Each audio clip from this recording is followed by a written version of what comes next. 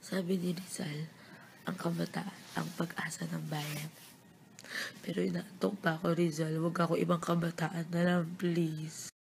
Hindi ko alam kung may planong pumasok tong mga kasama ko kasi relatively mas late sila natulog sa akin. Pero ako inaantok pa.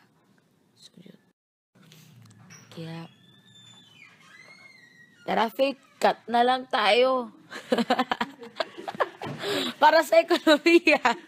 Guys, gusto niyo ba mag-cut na lang tayo?